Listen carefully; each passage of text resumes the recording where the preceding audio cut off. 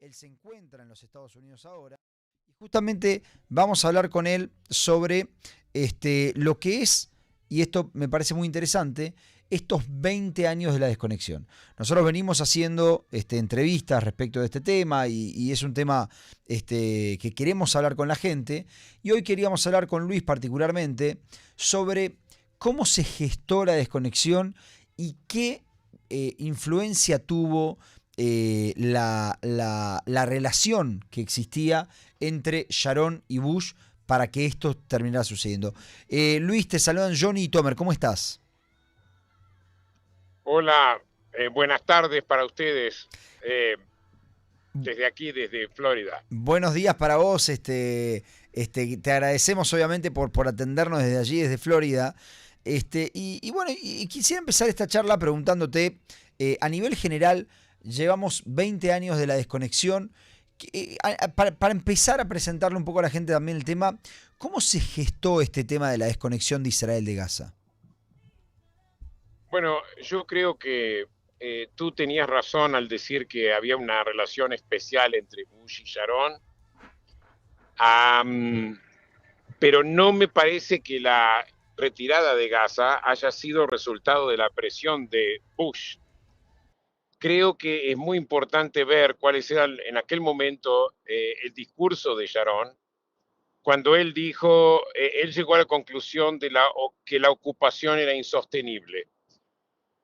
Recordemos que esta idea viene más o menos en las últimas etapas de la segunda intifada, cuando creo que Sharon llega a la misma conclusión que en su momento llegaron Rabin y Pérez, que era no podemos seguir manteniendo los territorios, hay una población hostil, um, necesitamos mantener al Estado de Israel como Estado judío y democrático.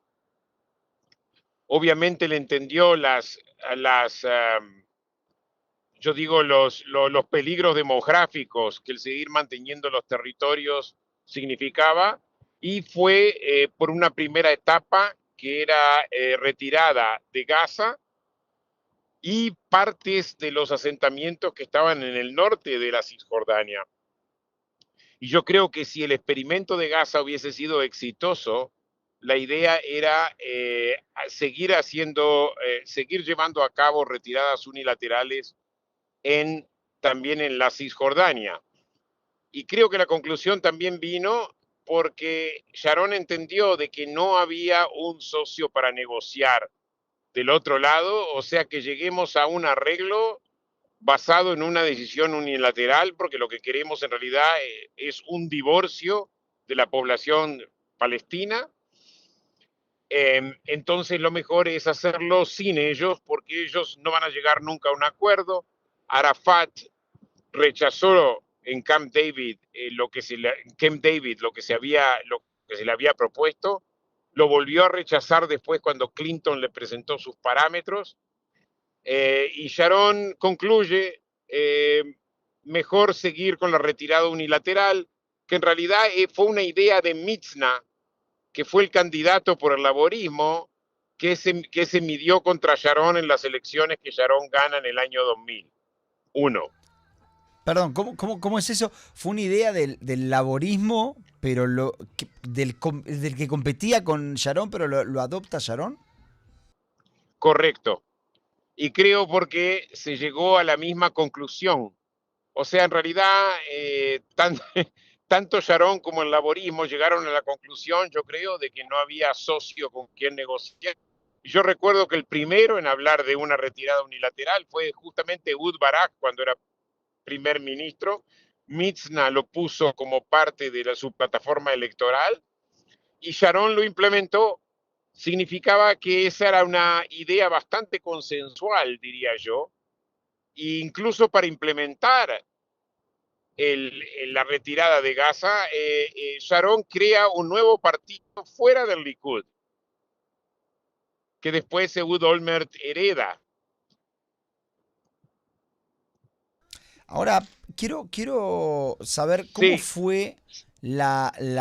tengo problema para escuchar bien. ¿Se puede poner el volumen un poquito más alto? A ver si ahí está mejor. No sé si Puede ser, intentá. intentamos. Sigamos con la conversación. Perfecto. No, la gran pregunta que te quiero hacer es, ¿qué rol jugó, cuál fue el rol de los Estados Unidos? ¿Cómo vio los Estados Unidos en su momento, particularmente Bush, esta desconexión? ¿Y cuál era la relación que tenían Bush y Sharon? Bush y Sharon tuvieron una conexión muy, muy fuerte. O sea, recordemos, el presidente Bush fue quizá uno de los presidentes históricamente que más apoyó a Israel. Cuando Bush fue elegido a final de los años 2000, del año 2000, muchos de los que apoyaron a Israel, de los pro-Israel, pensaron de que Bush seguiría la tradición de su padre. Recordemos su padre, que fue presidente desde el año 89 al año 93, siguió más o menos los parámetros de Jimmy Carter. O sea, presión sobre Israel, normalizar relaciones con los países árabes, no darle prioridad a Israel, y se creyó que su hijo iba a hacer lo mismo. Sin embargo, no fue así. Bush o sea, Bush era un cristiano evangélico. Los cristianos evangélicos son conocidos como eh, eh, gente que apoya a Israel. Y por otro lado, el ataque del 11 de septiembre del año 2001, que obviamente Bush entendió de que Israel era un aliado en la guerra contra el terrorismo. Pero es interesante porque a Bush se le culpó de que no había hecho lo suficiente para promover el proceso de paz. Pero en realidad hizo mucho Bush para promover el proceso de paz. Recordemos lo que se llamó el roadmap, la conferencia de Anápolis, y obviamente si uno mira las memorias de Condoleezza Rice, había mucho intento por parte de la administración Bush de llegar a un acuerdo. Incluso hubo tensiones entre Condoleezza Rice y el primer ministro Ehud Olmert, quien heredó a Sharon. O sea, yo creo que el otro componente puede haber sido de que, obviamente, de que la administración Bush también le dijo a Sharon que haga algo. Eso puede ser, pero yo creo que tuvo razones más bien autónomas, de una razón puramente de interés israelí, llegar a una retirada unilateral.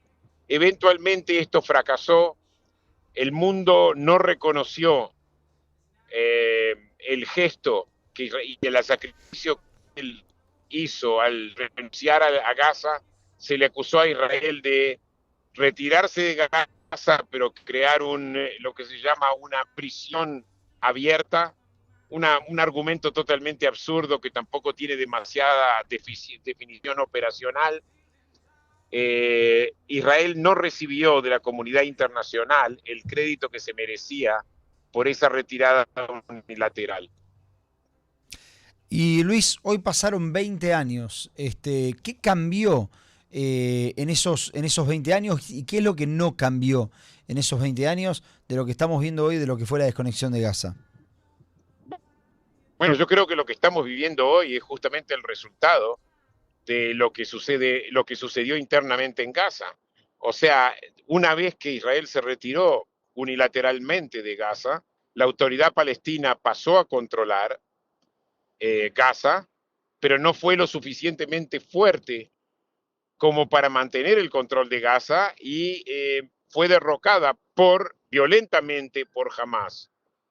Esa misma debilidad por parte de la autoridad palestina fue la que no le permitió a la autoridad palestina decir que sí a las ofertas israelíes de paz. Eso es algo muy importante puntualizar.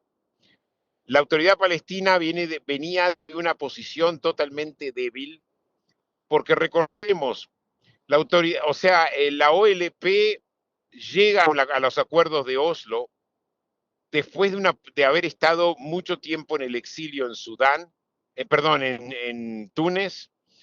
La primera intifada que convenció a una gran parte de la población israelí que llegó el momento de llegar a una paz con los palestinos. En realidad fue un intento por parte de la OLP de retomar el control de la Cisjordania, que en realidad se perdió durante la primera intifada, porque en la primera intifada la OLP no estuvo involucrada. En realidad fueron varias organizaciones, digamos, desde abajo, incluyendo también Hamas. Y creo que es eso lo que estimula a la OLP a llegar a un acuerdo con Israel para volver a retomar control de la Cisjordania. Esa misma debilidad es la que lleva a su derrocamiento y también a decir que no a las ofertas de paz. Te pregunto por hoy. Hoy, visto en retrospectiva, ¿vos creés que fue un error la desconexión? ¿Creés que la desconexión está conectada con esto que sucedió? ¿O creés que la desconexión no fue un error, pero la implementación fue un error? ¿Cómo lo ves hoy? No, yo creo que la desconexión en sí no fue una mala idea. Yo te digo dónde fue la mala idea. En el momento que Hamas declaró la guerra a la autoridad palestina en Gaza en el año 2000, en el verano del 2007, el primer ministro Ehud Olmert tenía que haber ordenado al ejército a defender a la autoridad palestina. Eso podía haber sido una situación embarazosa para la autoridad palestina, pero creo que el gobierno de Israel no entendió que la autoridad palestina no tenía la suficiente fuerza como para sostenerse, y es ahí donde tenían que haber intervenido y rechazado el ataque de Hamas. Yo creo que el gran error fue el haber dejado que Hamas sobreviva todos estos años y se refuerce como se reforzó.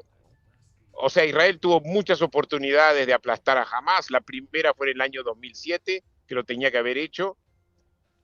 Y después, en las varios rounds de batallas que hubo entre Israel y Hamas en el año 2009, 2012, 2014 y 2021. Y ahora tenemos esta situación, lo que sucedió el 7 de octubre, y ahora la imposibilidad de derrotar totalmente a Hamas porque ellos mantienen los rehenes. Creo que la política israelí en este momento está cambiando. O sea, en aquel momento, en el año 2007, los israelíes vieron eso como un asunto interno de los palestinos. Pero la seguridad de Israel también tiene que ver con qué es lo que sucede fuera de Israel. Y creo que lo que en este momento ha cambiado es que el gobierno de Israel, por ejemplo, en el caso de Siria, está tratando de influir los eventos en Siria. Y eso me parece bien, porque lo que sucede fuera de las fronteras de Israel afecta la seguridad interna de Israel. Y hasta ahora, o sea, todos estos años, la idea de Israel fue controlar, digamos, los territorios que controlamos y defenderlos. Una actitud puramente defensiva. No fue una actitud de tratar de influir eventos fuera de Israel. Entonces yo creo que lo tenían en el año 2007 y tenían que haber intervenido en favor de la autoridad palestina, y después perdieron oportunidades de derrotar a Hamas. Y Luis, me encanta, la verdad, sos muy claro cuando hablas. Lo mismo dice la gente aquí en el chat de YouTube. Déjame que te haga, por lo menos, te molesto con una pregunta más. Si habla más fuerte, así que no te escucho bien. Sí, sí, Sí. sí. Hay, a ver, también sale de Estados Unidos la propuesta de Trump de armar de Gaza un lugar nuevo, la Riviera de Medio Oriente, etcétera, etcétera.